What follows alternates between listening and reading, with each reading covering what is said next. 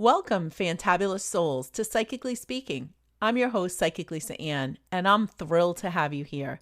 In this podcast, we'll delve into everything related to body, mind, and spirit. As a professional psychic medium and healer with over 28 years of experience, I'm excited to share my knowledge and my experiences with you. Together, we'll embark on a transformative journey of sharing, learning, and personal growth. Whether you're just starting on your spiritual path, consider yourself an old soul, an empath, or a seasoned professional, Psychically Speaking has something special just for you. So join me as we explore the wonders of life, heal ourselves, expand our knowledge, and grow together. Let's dive right in.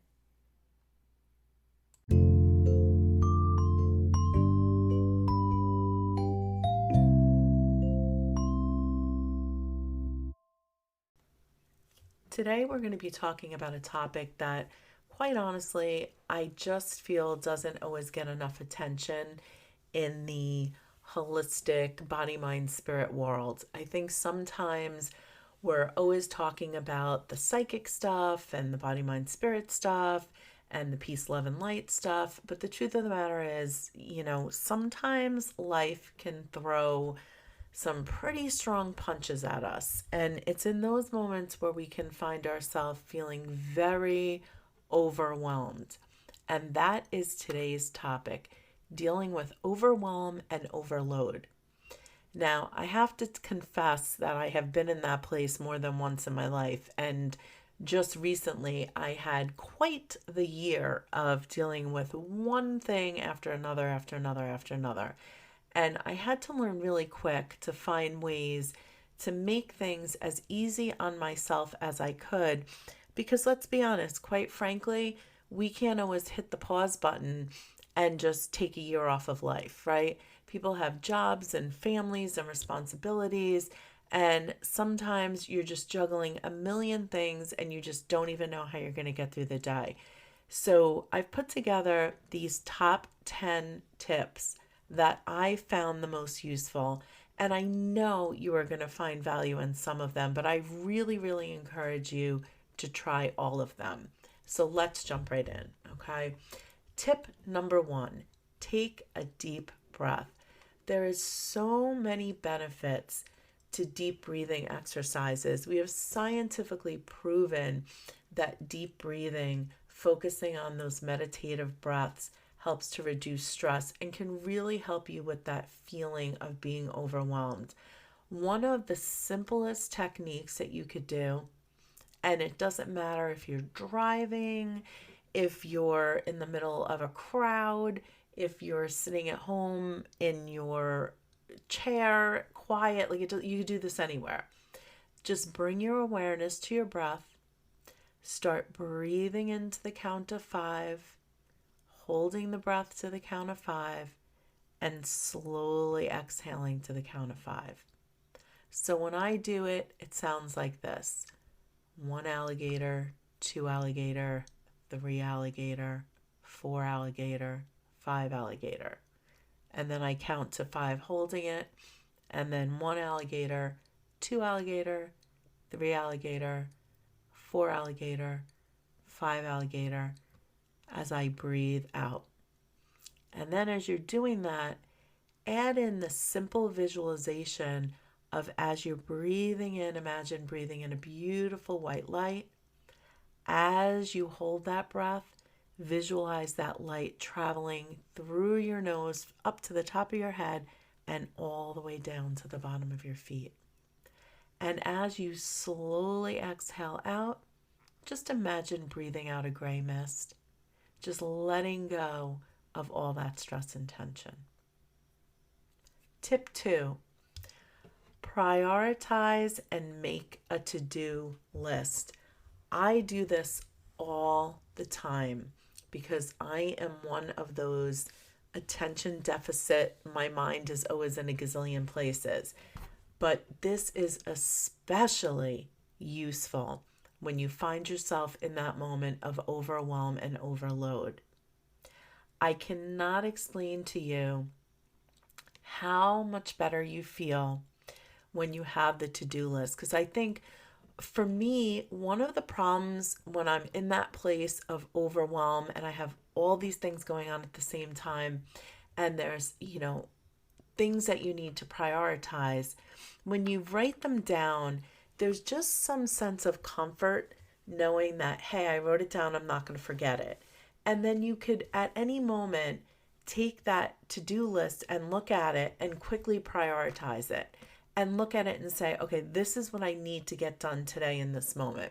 This is what I could delegate out to other people. This is what I could move to tomorrow. So it just really helps you to write everything down, prioritize what you absolutely need to do, and then to look at what you can maybe do a little bit later.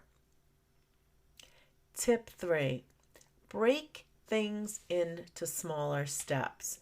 This has really been the go-to tip for me because I think sometimes when we are feeling so overwhelmed, a lot of us have that personality where that's where we look at everything that we need to do, right? Things that we don't even have to do for 8 months because you're in such a place of feeling so overwhelmed and overloaded that now you start worrying about things that aren't even on your radar yet, right?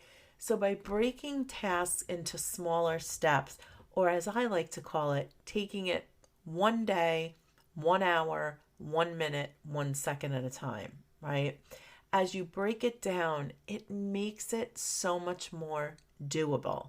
So take those tasks, break them down into smaller steps.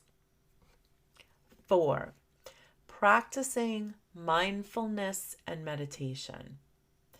Again, so much research has gone into mindfulness and meditation in reducing stress. You can simply play relaxing music in the background. You can listen to guided meditation, which if you're someone that has a hard time focusing, I really recommend guided meditation because it will keep your mind from wandering because you're listening to what the person's saying. It's going to help you to stay focused. Okay. And it also doesn't have to be an hour every single day.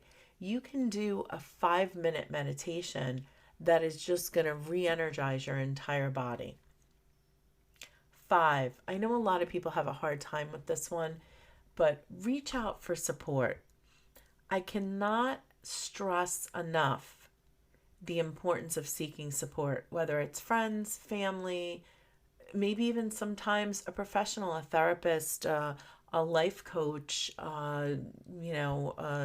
massage therapist, something, so an acupuncturist, someone that's just going to help you to reduce stress.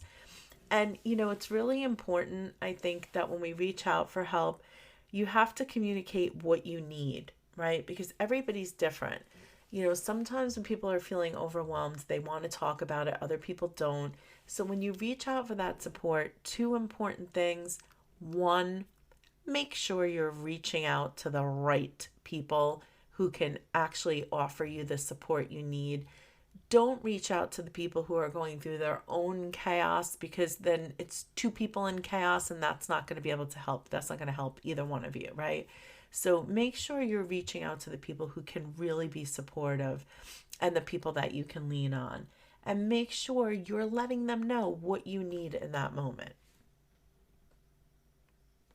6, time management. This is something I really, really had to get a grip on many, many years ago. And I like to use what I call time blocking, right? So I find when you're feeling very overwhelmed with things, to just kind of look to the day ahead, block out that time that you need to do the tasks that you need to do, or those priorities from that list that we talked about earlier, or blocking out that time for yourself. Simple little things saying, hey, I'm going to get up 10 minutes earlier, and those 10 minutes I'm just going to sit on the deck and have a cup of tea, right? But really looking at how you can best manage your time. And that does include not letting other things interfere in that time, right? Tip number 7, get moving. There is a huge connection between physical activity and stress reduction. whether it's walking, whether it's doing yoga, even just going for a short walk, because I know, some of the things that I've gone through when you're feeling so overwhelmed like that, part of the overwhelm is coming from the fact that you don't have 5 seconds to do anything, right? So just going for that short walk, even just walking around your house a few times, is going to help you. 8, and I have to tell you, I think this is one of the most important ones. Disconnect from technology. That constant being connected, that we are suffering from information overload and that constant negativity that you get from social media. I'll tell you, one of the best things I ever did in my life, 8 o'clock at night, my phone goes off. It comes back on at 8:30 in the morning. I have my phone set so that my family can get through.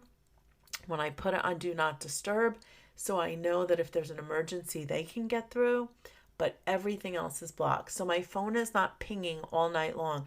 Email, Facebook, this, that, the other thing. Best thing I ever did. 9, practicing self-care. I think this is one of the hardest ones for people, especially those of you who are overwhelmed because you are being a caretaker for someone. It's really, really hard to find that time to do the self-care. But I have to tell you, for those of you who are caregiving, whether it's a temporary situation or whether it's a long-term situation, it is so important that you maintain your mental and emotional well-being. And I tell people all the time, even if it's just taking a half hour to just focus on yourself, go take a walk, go have a cup of tea with a friend or go to lunch with a friend. But that self-care is so important, and it's going to give you so much more that then you can share with the people who you're taking care of. Number 10, learn to say no. The importance of boundary setting. And if you need help with this, go listen to the last podcast all about boundaries. We did a whole podcast dedicated to this because it's so, so important. So real quick, feeling overwhelmed, feeling like you're on overload, take a deep breath, make a to-do list, break those tasks into smaller steps, practice mindfulness and meditation, remember to reach out for support, work a little bit with time management, get moving, disconnect from technology, practice self-care, and learn to say no. And the most important thing, and this isn't a tip, but this is a message from me to you. Remember to be kind to yourself. Remember you're awesome. And remember you're human. So you get to be overwhelmed and tired and stressed. And you're okay. And you're going to get through this. And there are a lot of people that love you and are there for you. So don't forget to reach out for that support.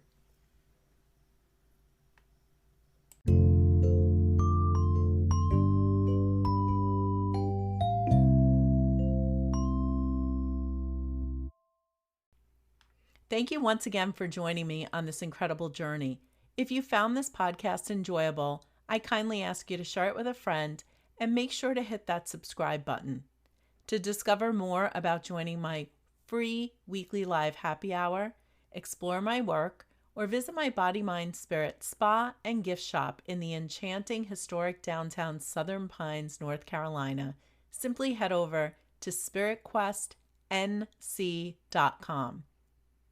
And always remember, life isn't always rainbows and butterflies, but every single day, you have the power to choose to be fantabulous. Embrace that power and let your inner light shine bright. Until we meet again, stay empowered and keep embracing the magic of life.